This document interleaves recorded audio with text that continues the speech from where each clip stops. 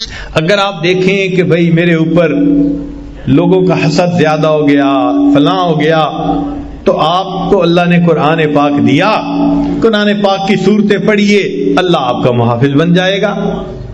چنانچہ علامہ جلال الدین سیوطی رحمۃ اللہ علیہ نے ایک بات لکھی ہے جو آپ لوگوں کے لیے امید ہے کہ بہت فائدہ مند بات ہوگی، خاص طور پہ علماء طلباء کے لیے، اور اس کے بعد آپ کو عملیات والوں کے پیچھے نہیں بھاگنا پڑے گا۔ ہوتا ہے نا یہ جادو اور ٹونا اور فلاں اور ان کے پیچھے بھاگو، کوئی ضرورت نہیں۔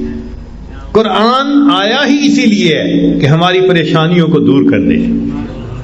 چنانچہ علامہ جلال الدین سیوطی رحمۃ اللہ فرماتے ہیں الفاتحہ تمنع غضب الرب، کہ سورہ فاتحہ کی جو کثرت سے تلاوت کرتا ہے اللہ کے غصے سے اس کو حفاظت ہو جاتی ہے۔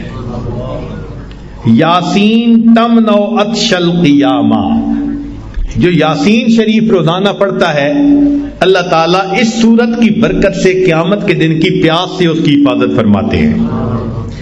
الدخان تمنع من احوال القیامہ، سورہ دخان جو پڑھتا ہے اللہ تعالیٰ قیامت کے دن کے خوف سے اس کو امن عطا فرماتا ہے۔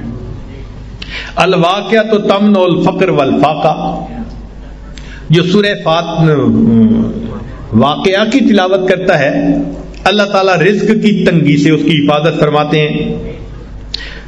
الملک تمنع عذاب القبر، سورۃ الملک تبارک الذی بیدہ الملک، اس کو باقاعدگی کے ساتھ پڑھنا یہ قبر کے عذاب سے انسان کو بچا لیتی ہے۔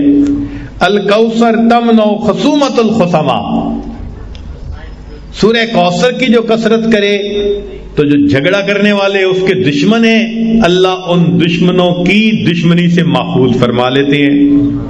الکافرون تمنع الکفر عند النزاع، جو سورہ کافرون کو پڑھتا ہے کثرت کے ساتھ اللہ تعالیٰ موت کے وقت کافر بننے سے حفاظت فرما دیتے ہیں۔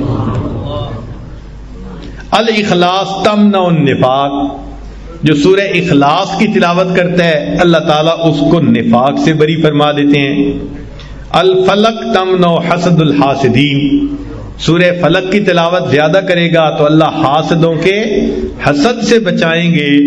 والناس تمنع الوساوس، اور جو انسان سورۃ الناس کی کثرت کرتا ہے اللہ شیطان کے وساوس سے اس کی حفاظت فرماتا ہے۔ اب اللہ کے حبیب صلی اللہ علیہ وسلم نے ہمیں یہ باتیں بتا دی تو ہمیں کس بات کی پریشانی؟